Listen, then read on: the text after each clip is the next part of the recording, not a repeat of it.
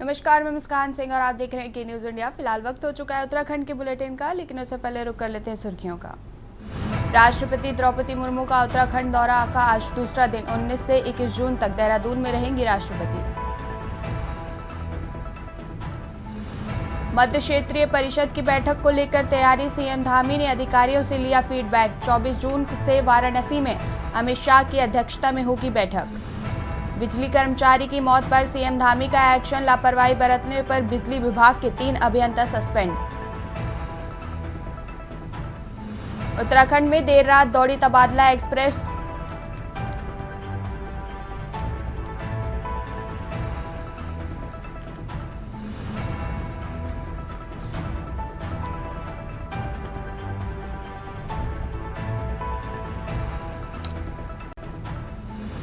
प्रदेश में आज दस्तक दे सकता है मानसून। शुरुआत में कुमाऊं, फिर गढ़वाल में भारी बारिश की संभावना।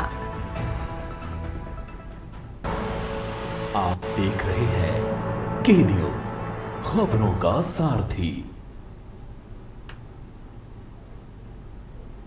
रुक कर लेते हैं खबरों का। खबर आपको देहरादून से बता रहे हैं, जहां आज उत्तराखंड में देर रात दौड़ी तबादला एक्सप्रेस।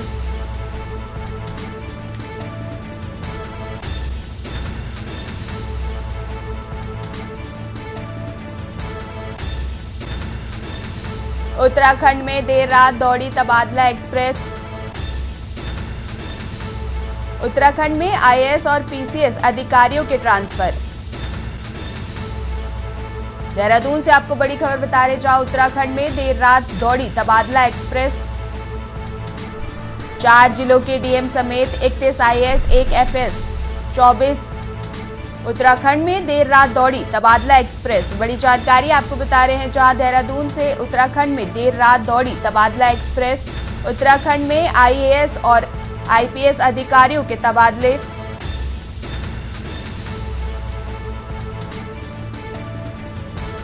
चार जिलों के डीएम समेत 31 आईएएस, आईएफएस, 24 पीसीएस के तबादले। बड़ी जानकारी आपको बता रहे, जहां उत्तराखंड में देर रात तबादला एक्सप्रेस दौड़ी। उत्तराखंड में आईएएस और पीसीएस अधिकारियों के ट्रांसफर।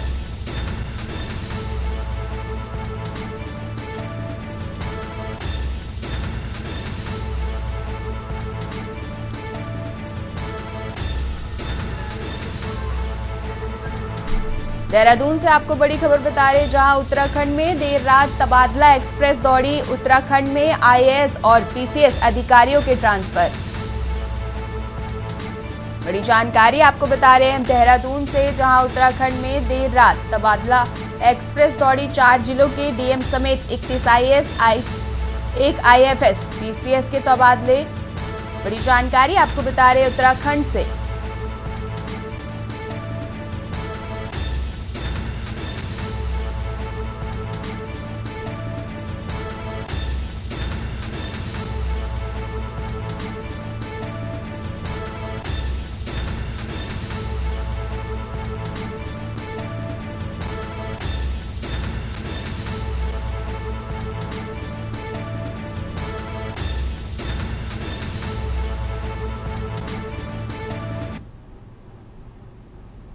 उत्तराखंड के मुख्यमंत्री पुष्कर सिंह धामी ने उत्तराखंड में साइबर सुरक्षा उत्कृष्टता केंद्र के स्थापना के लिए केंद्रीय गृह मंत्री अमित शाह से 60.60 करोड़ रुपए देने का अनुरोध किया। साथ ही मुख्यमंत्री धामी ने नई दिल्ली में कई केंद्रीय मंत्रियों से शिष्टाचार भेंट की।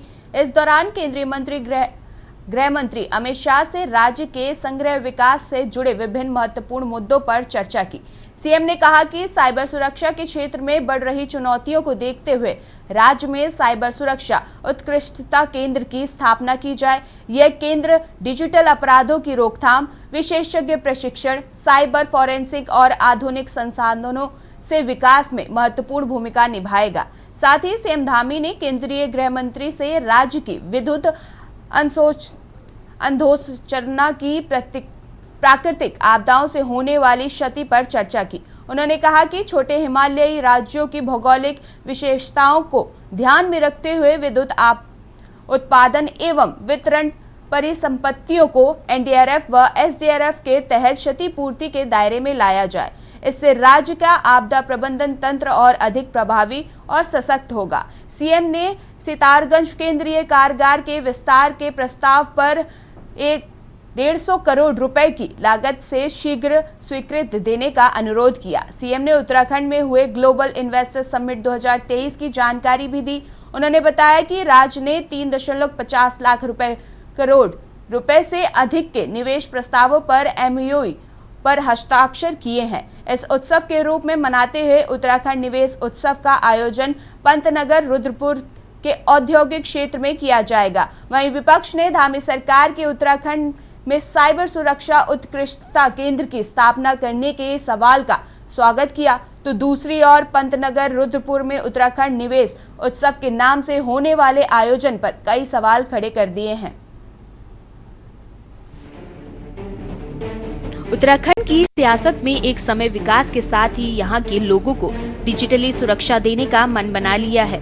यह ऐसा विकास है जो न सिर्फ सड़कों और इमारतों तक सीमित है, बल्कि डिजिटल सुरक्षा, शहरी विस्तार और निवेश जैसी दीर्घकालिक रणनीतियों को भी केंद्र में रखता है। मुख्यमंत्री पुष्कर सिंह धामी ने देश की राजधानी दिल्ली में केंद्रीय गृह मंत्री अमित शाह से मुलाकात कर राज्य की नई प्राथमिकताओं को लेकर कई प्रस्तावों पर चर्चा की, जिसमें प्रदेश में बढ़ रहे साइबर क्राइम को साइबर सुरक्षा देने की रही। ऐसे में उत्तराखंड सरकार ने एक बड़ा कदम उठाने की पहल की है। मुख्यमंत्री ने राज्य में साइबर सुरक्षा उत्कृष्टता केंद्र की स्थापना का प्रस्ताव रखा है और इसके लिए केंद्र सरकार से 63.60 करोड़ रुपए की मांग की है। यह केंद्र न केवल डिजिटल अपराधों की रोकथाम में मदद करेगा, बल्कि उत्तराखंड को साइबर फॉरेंसिक, डाटा प्रोटेक्शन और साइबर एक्सपर्ट ट्रेनिंग जैसे आधुनिक क्षेत्रों को मजबूत बनाएगा। वहीं दूसरी ओर सीएम धामी ने राज्य में बार बार आने वाली प्राकृतिक आपदाओं से विद्युत संरक्षा को होने वाले नुकसान पर भी केंद्र का ध्यान आकर्षित किया है। उनके मुताबिक पर्वतीय राज्यों की भौगोलिक चुनौतियों को ध्यान में रखते हुए वितरण से जुड़ी परिसंपत्तियों को NDRF व SDRF के तहत मुआवजे के दायरे में लाने पर जोर दिया गया। वहीं सीएम धामी ने उत्तराखंड में हुए ग्लोबल इन्वेस्टर समिट 2023 की जानकारी देते हुए बताया कि राज्य ने 3.50 लाख करोड़ रुपए से अधिक के निवेश प्रस्तावों पर MOU पर हस्ताक्षर किए हैं। इसे उत्सव के रूप में मनाते हुए उत्तराखंड निवेश उत्सव का आयोजन पंतनगर रुद्रपुर के औद्योगिक क्षेत्र में किया जाना है। वहीं विपक्ष ने धामी सरकार की उत्तराखंड में साइबर सुरक्षा उत्कृष्टता केंद्र की स्थापना करने के सवाल का स्वागत किया, तो दूसरी ओर पंतनगर रुद्रपुर में उत्तराखंड निवेश उत्सव के नाम से होने वाले आयोजन पर कई सवाल खड़े कर दिए। इस समय उत्तराखंड राज्य में भाजपा शासित है, झूठों की जमात है। अब आप स्वयं सोचिए, ये लोग जो है भाजपाई इन्वेस्टमेंट समिट की बात करते हैं, उत्सव मनाने की बात करते हैं। आप स्वयं आप देखिए, इन्वेस्टमेंट जितनी भी समिट्स हुई हैं इनकी, जो भी इन्होंने आउट की हैं, इन्वेस्टमेंट समिट जो है, क्या रिजल्ट्स हैं उसके, परिणाम क्या है, उत्सव किस बात का? भाजपाइयों, कितना झूठ बोलोगे? उत्तराखंड का जनमानस आपको वॉच कर रहा है, देख रहा है। प्रकार से आजकल की जो ठगी है उसमें साइबर क्राइम की घटनाएं हम देखते हैं कि साइबर क्राइम की घटनाएं निरंतर रूप से बढ़ते जा रही है और इसमें जिस प्रकार से देहरादून में ये कदम उठाया जा रहा है तो इसका हम स्वागत करते हैं। निश्चित तौर पे आज आप देखेंगे कि किस प्रकार से बड़े बड़े जो हैकर्स हैं उनके द्वारा जो रिटायर्ड बड़े बड़े ऑफिसर्स हैं या अन्य जो हमारी घरों में गृहिणियाँ होती हैं उनके और बड़े बड़े साइट्स हम देखते हैं कि जो ऑफिस की साइट्स है कई बार वो भी हैक हो जाती है। तो इस प्रकार की घटनाएं निरंतर रूप से बढ़ रही है और अन्य राज्यों ने भी इसमें मजबूती के साथ एक्शन लिया। इस पर जांच बिठाने के साथ साथ इसमें कार्रवाई भी की जा रही है और हमारे देहरादून में जो साइबर क्राइम का जो यहाँ पर एक्सीलेंस सेंटर खोलने का जो प्रयास है इसमें हम स्वागत करते हैं और साथ ही साथ इस पर कार्य भी किया जाए, क्योंकि हम देखते हैं कि कई बार गवर्नमेंट सिर्फ अपनी पीठ थपथपाने के लिए बड़े बड़े मुद्दों की बात करती हैं, जैसे यूसीसी में आप देख लीजिए, लेकिन उसके बाद धरातल पे कार्य नहीं करती है। मुख्यमंत्री आदरणीय पुष्कर सिंह धामी जी प्रदेश के विकास के लिए लगातार प्रयत्नशील हैं। 2 दिन पहले जो उनका दिल्ली में दौरा था उसमें वो रक्षा मंत्री आदरणीय राजनाथ सिंह जी से मिले। उन्होंने हमारे 2 शहर मसूरी और खेत के कैंट एरिया को नगरपालिका में मिलाने की मांग की। ये दोनों पर्यटन की दृष्टि से भी महत्वपूर्ण है और कैंट बोर्ड के अधीन होने के कारण उनमें विकास के कार्य करने में दिक्कत आती है, उनके नॉर्म्स हैं अलग कैंट बोर्ड के। तो ये अगर केंद्र सरकार के द्वारा स्वीकृत हो जाती हैं तो इससे दोनों जो हमारे पर्यटन के केंद्र हैं रानीखेत और नैनीताल, इनमें बहुत प्रगति होने की संभावना है। इसी के साथ में वो आदरणीय गृह मंत्री जी से मिले, आदरणीय ऊर्जा मंत्री जी से मिले, ऐसे कई मंत्रियों से उन्होंने मुलाकात की है और जितने भी प्रस्ताव उन्होंने माननीय केंद्रीय मंत्रियों के सम्मुख रखे हैं वे सभी महत्वपूर्ण हैं। आपको बता दें, उत्तराखंड पुलिस ने साइबर अपराधियों के खिलाफ एक बड़ा अभियान चलाया है। इस अभियान का नाम ऑपरेशन प्रहार है। पुलिस की 23 विशेष टीमों ने 17 राज्यों में छापेमारी कर 50 से ज्यादा साइबर अपराधियों पर कार्रवाई की है। पुलिस ने 30 से ज्यादा भगौड़े साइबर अपराधियों के घरों पर नोटिस भी चिपकाए हैं। उत्तराखंड में लगातार बढ़ रहे साइबर अपराध के चलते यह कार्रवाई की गई। 2023 में लोगों को 69 करोड़ रुपए का नुकसान हुआ था। 2024 में यह नुकसान बढ़कर 170 करोड़ रुपए हो गया। पुलिस ने अपराधियों को पकड़ने और साइबर अपराध को रोकने के लिए यह अभियान चलाया। डिप्टी एसपी साइबर क्राइम अंकुश मिश्रा का कहना है कि उत्तराखंड पुलिस देश की पहली पुलिस है जिसने साइबर अपराधियों के खिलाफ इतने बड़े पैमाने पर कार्रवाई की है। इससे साइबर अपराधियों को यह संदेश गया कि वह कानून से बच नहीं सकते। राज्य पुलिस का यह अभियान साइबर अपराध के खिलाफ एक निर्णायक कदम है। इस पहल से न केवल आरोपियों की पहचान और गिरफ्तारी सुनिश्चित हो रही है, बल्कि अन्य राज्यों की पुलिस एजेंसियों के साथ समन्वय भी मजबूत हो रहा है। जैसे आपने बात करा कि साइबर सेंटर ऑफ एक्सीलेंस की जो बात है, उसमें यह है कि जो साइबर क्राइम है वो एक बढ़ती हुई चुनौती है, जिसमें अलग अलग प्रकार के जटिल प्रकार के साइबर क्राइम सामने आ रहे हैं और धीरे धीरे चीजें डिफिकल्ट होती जाती है, जिसमें जो साइबर अपराधी होते हैं वो नए नए तरीके अपनाते हैं और साथ में जिस तरीके से टेक्नोलॉजी बदल रही है, तो इसके लिए बहुत एसेंशियल हो जाता है, बहुत जरूरी हो जाता है कि पुलिस भी जो है अपने जो भी इन्वेस्टिगेशन स्किल्स है उसे इम्प्रूव करते जाए और साथ में जो उसके सपोर्ट करने के लिए जो टूल्स होते हैं, हार्डवेयर होते हैं, सॉफ्टवेयर होते हैं, जो हमारे टूल्स होते हैं, कई सारे फ्री टूल होते हैं, कई पेड टूल्स होते हैं, तो उसके लिए नो डाउट ऐसे एक्सीलेंस सेंटर्स जो होते हैं, सेंटर ऑफ एक्सीलेंस जो होते हैं, वो पुलिस के लिए एक बहुत ही ज्यादा आवश्यक एक कह सकते हैं वरदान के तौर पे आएंगे, जो कि हमें नो डाउट हेल्प करेंगे बहुत सारे जटिल केसेस में, बहुत सारे टेक्निकल केसेस को सॉल्व करने में। साथ में हमें नीड होती है एडवांस ट्रेनिंग की, जिसमें हम लगातार अपने आप को दक्ष बनाते हैं, कैपेबल बनाते हैं, तो हम ट्रेनिंग कर पाएंगे। साथ में हम इन हाउस अपने कई सारे ऐसे टूल होते हैं जो हम बच्चों की मदद से, इंटर्नशिप की मदद से बनवा सकते हैं, जो कि हमें हेल्प करेंगे। तो इसके अलावा बहुत सारी ऐसी जटिल समस्या है जिनका सोल्यूशन जो है सेंटर ऑफ एक्सीलेंस के माध्यम से मिल सकता है। देखिए, अच्छी बात है क्योंकि मैं देख रहा हूँ कि प्रत्येक दिन कई लोगों के अकाउंट्स खाली हो रहे हैं, ब्लैकमेलिंग चल रही है, लोगों के फर्जी जो है मैसेजेस बना के उनको इधर उधर बांटा जा रहा है। निश्चित ही इसको एक मजबूत आधार मिलना चाहिए ताकि ऐसे अपराधियों को, जो लोगों के चरित्र हनन से लेकर उनकी संपत्ति तक को हड़पने का काम कर रहे हैं, ऐसे लोगों के विरुद्ध इसमें ठोस कार्रवाई हो पाएगी। चश्मा मुझे लगता है कि बहुत ही ज्यादा धूमिल हो चुका है, उन लोगों को विकास शायद दिखाई नहीं देता, इसलिए बार बार अपनी निराशा का परिचय देते हैं और अपनी मानसिकता का परिचय भी देने का काम करते हैं। माननीय मुख्यमंत्री जी जिस तरीके से निवेश उत्सव यहाँ पर करवा रहे हैं, यहाँ के युवाओं को रोजगार देने की बात कर रहे हैं, हमारा जो पलायन हो रहा है उसको रोकने की बात कर रहे हैं, और उत्तराखंड के अंदर जब इस तरीके के निवेश होंगे तो मुझे लगता है कि यहाँ के युवाओं को रोजगार भी मिलेगा और वो यहाँ ठहरने का काम भी करेंगे।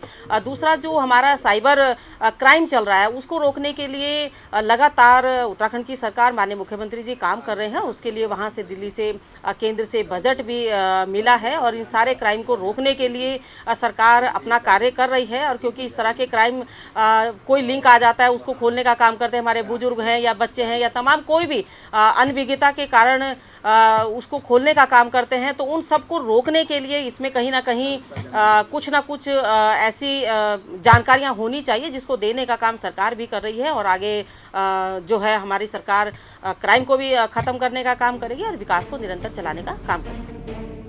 केंद्रीय गृह मंत्री अमित शाह ने मुख्यमंत्री के सभी प्रस्तावों पर सकारात्मक कार्यवाही का आश्वासन दिया। मुख्यमंत्री ने कहा कि उत्तराखंड सरकार प्रधानमंत्री नरेंद्र मोदी के नेतृत्व में नए भारत की परिकल्पना को साकार करने के लिए प्रतिबद्ध है। केंद्र सरकार का निरंतर मार्गदर्शन और सहयोग राज्य के विकास को नई ऊर्जा प्रदान कर रहा है। साइबर सुरक्षा, उत्कृष्टता, सेंटर डिजिटल अपराधों की रोकथाम, विशेषज्ञ प्रशिक्षण, साइबर फोरेंसिक और आधुनिक संसाधनों के विकास में महत्वपूर्ण भूमिका निभाएगा। मुख्यमंत्री ने केंद्रीय गृह मंत्री को राज्य की इलेक्ट्रिक इंफ्रास्ट्रक्चर को प्राकृतिक आपदाओं से होने वाली क्षति पर चर्चा करते हुए जानकारी दी कि छोटे हिमालयी राज्यों की भौगोलिक विशेषताओं को ध्यान में रखते हुए विद्युत उत्पादन, परिक्षण एवं वितरण परिसंपत्तियों को एनडीआरएफ, एसडीआरएफ के तहत क्षतिपूर्ति के दायरे में लाया जाए। इससे राज्य का आपदा प्रबंधन तंत्र और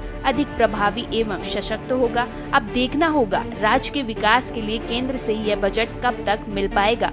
उत्तराखंड डेस्क रिपोर्ट।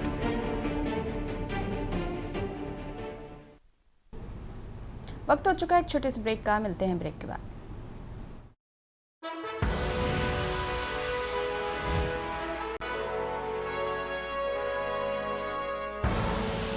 आप देख रहे हैं के न्यूज, खबरों का साथ।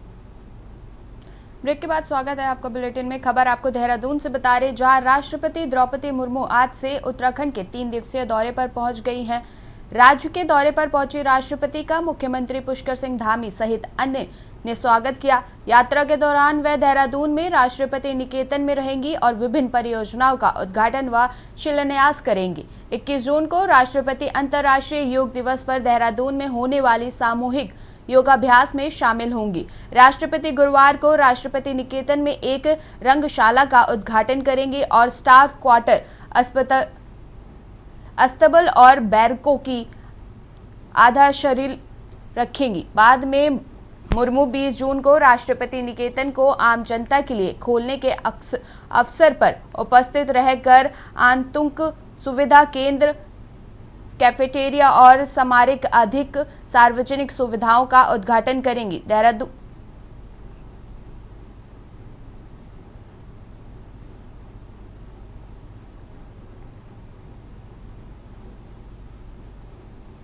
बीसीसीआई की ओर से इस बार वीनू माकड़ ट्रॉफी की मेजबानी उत्तराखंड को मिली है। अंडर 19 आयु वर्ग के ये खेल उत्तराखंड क्रिकेट एसोसिएशन की ओर से 9 अक्टूबर से 17 अक्टूबर तक उत्तराखंड में आयोजित किए जाएंगे। इस 6 राज्यों की टीम भाग लेगी। चंडीगढ़, छत्तीसगढ़, हिमाचल प्रदेश, त्रिपुरा, हैदराबाद और कर्नाटक की टीम इस ट्रॉफी में भाग लेंगे। प्रतिदिन 3 मैच 3 ग्राउंड में मैच खेले जाएंगे। यह मैच 9 अक्टूबर से 17 अक्टूबर तक आयोजित किए जाएंगे।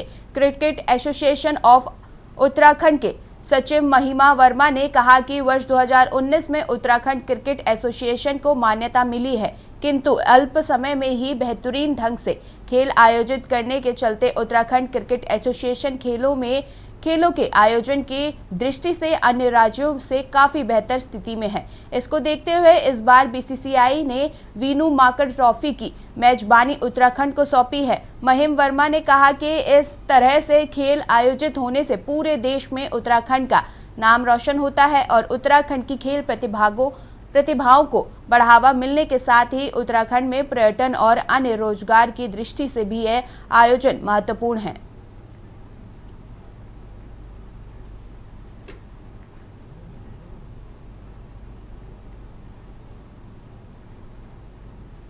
खबर आपको हरिद्वार से बता रही, जहां इजराइल ईरान संघर्ष के बीच विदेशों में फंसे भारतीयों को सुरक्षित वापस लाने के लिए भारत सरकार सक्रिय है। इस कड़ी में उत्तराखंड सरकार ने भी अलर्ट मोड अपनाया है। गढ़वाल मंडल आयुक्त विनय शंकर पांडे ने साफ किया कि अगर उत्तराखंड का कोई भी नागरिक ईरान में फंसा है तो उसे सुरक्षित वापस लाने के लिए सभी जरूरी कदम उठाए जाएंगे। आयुक्त पांडे का कहना है कि भारत सरकार पहले भी यूक्रेन जैसे संकटग्रस्त क्षेत्रों से सफल ऑपरेशन कर चुकी है और अब ईरान में फंसे भारतीयों की वापसी पर भी तेजी से काम चल रहा है। उन्होंने बताया कि राज्य सरकार की ओर से एसआरसी अजय मिश्रा लगातार केंद्र के संपर्क में हैं और हर संभावित मदद के लिए तैयार है। राज्य सरकार का ये रुख साफ संकेत देता है कि अंतर्राष्ट्रीय संकट के समय अपने नागरिकों की सुरक्षा को सर्वोच्च प्राथमिकता दी जा रही है।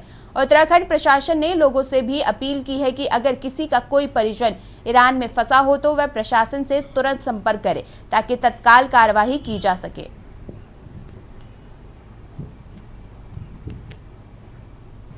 ये एक तो इसमें ईरान में जो काफिला गया था, मेरे पापा और अम्मी दोनों थे। लेकिन वहाँ जाके ना तकरीबन परसों रात वो इराक पहुँच चुके हैं। उन्होंने एक बाय बस अपना बाय रोड वो इराक पहुँच चुके हैं यहाँ। और दूसरी एक फैमिली है हैदर अब्बास सन ऑफ लतीफ़ अहमद और सरदार आलम सन ऑफ मुराद अली, ये 2 फैमिली और जो इस वक्त ईरान में मौजूद हैं। हमारे परिवार से अम्मी पापा गए हुए हैं ईरान से, 23 मई को गए थे और वे 13 जून में आ रहे थे। तो वहीं पर जब ये वो हो गया था ईरान में थे तो वे मशहद से कुम में चले गए थे। तो वहाँ पर वो आतंकवादियों ने वो कर दिया था। जाहिर बात है कि आपने समाचार पत्रों में पढ़ा होगा कि भारत सरकार का बड़ा स्पष्ट मत है कि हमारे जो भी भारतीय कहीं भी, चाहे वो यूक्रेन का वार रहा हो, तो आपको पता होगा कि किस तरह से ऑपरेशन चला कि वहाँ से लोगों को सुरक्षित निकाला गया था। और आज के समाचार पत्रों में यह निकला हुआ है कि जो भी हमारे देशवासी ईरान में हैं उनको भी लाने की प्रक्रिया चल रही है।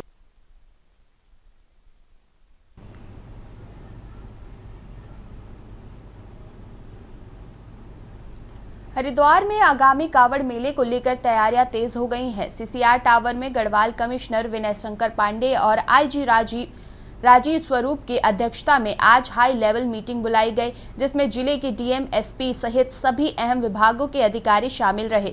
बैठक में कावड़ मेले की सकुशल संपन्न कराने के लिए तमाम जरूरी पहलुओं पर मंथन किया गया। साफ सफाई, स्ट्रीट लाइट, सार्वजनिक शौचालयों की संख्या बढ़ाने, पीने का पानी की व्यवस्था और ट्रैफिक कंट्रोल जैसे जमीनी मुद्दों पर स्पष्ट दिशा निर्देश जारी किए गए। कमिश्नर ने सभी विभागों को समय सीमा से कार्य पूर्ण करने के सख्त निर्देश दिए हैं। साथ ही जिला अस्पताल के अलावा प्रमुख प्राइवेट हॉस्पिटलों और नर्सिंग होम में भी इमरजेंसी के लिए बेड आरक्षित रखने को कहा गया है। बजट की मांग को लेकर संबंधित विभागों से जल्द फंड पास कराए जाने की बात भी बैठक में रखी गई। बताया जा रहा है कि खुद मुख्यमंत्री पुष्कर सिंह धामी जल्द मेला तैयारियों की समीक्षा करेंगे। कावड़ मेले को लेकर प्रशासनिक अमला पूरी तरह मुस्तैद नजर आ रहा है।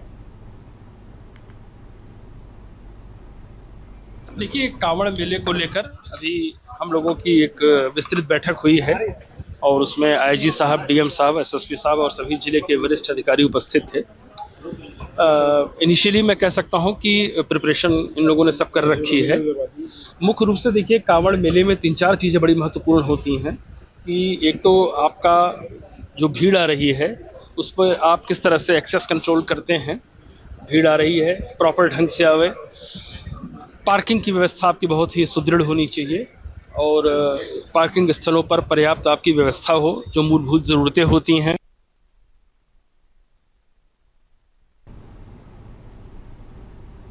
हल्द्वानी पहुंचे भीमताल विधानसभा के ग्रामीणों ने हरीशताल और लोकखामताल के सौंदर्यीकरण किए जाने को लेकर 1 दिवसीय धरना प्रदर्शन किया। ग्रामीणों का कहना है कि क्षेत्र का विकास जरूरी है, लेकिन उस विकास से विनाश नहीं होना चाहिए। इसलिए जो प्राकृतिक सौंदर्यता हरीशताल को मिली है उसको प्रशासन द्वारा और बेहतर किया जाना चाहिए, जिससे कि रोजगार को बढ़ावा मिल सके और क्षेत्र का विकास हो। ग्रामीण ने आरोप लगाया है कि कुछ लोगों द्वारा हरीशताल के अस्तित्व को खत्म करने की साजिश रची जा रही है।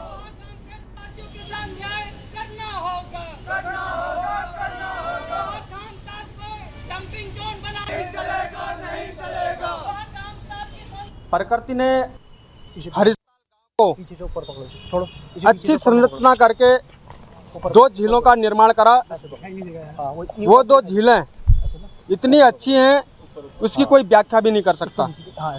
लेकिन मैं मानता हूँ कुछ बड़े प्रतिनिधियों के कारण उस क्षेत्र को दूरस्थ नाम से घोषित किया जा रहा है। एक मुद्दे को लेकर आया हूँ, जिस प्रकार से हमारे प्राकृतिक ताल हैं हरीशताल और लोकखामताल, उनके साथ खिलवाड़ किया जा रहा है और मनमानी तरीके से रोडें काटी जा रही हैं और मलबे को नीचे ताल के ऊपर गिराया जा रहा है, जिससे कि हमारे प्राकृतिक जो संरचना ताल की है वो बिगड़ती जा रही है और तालें नष्ट होने की कगार पे है। मैं शासन, प्रशासन और सरकार से निवेदन करूंगा कि जो है हमारे क्षेत्र को भी पर्यटन स्थल घोषित करें। हरीशताल और लोकखामताल 2 कुंड हैं हमारे इधर पे, जो एक जिस तरह से गंगा माँ को पूजा जाता है, गंगा माँ की आरती की जाती है, उसी तरह से एक पवित्र कुंड है। लोग वहाँ पे स्नान करने आते हैं और बहुत सारी मान्यताएं हैं। अब कुछ लोगों ने वहाँ पे ताल के अस्तित्व को समाप्त करने की साजिशें की जा रही हैं।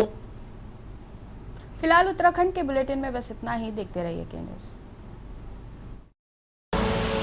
आप देख रहे हैं के न्यूज़, खबरों का सारथी।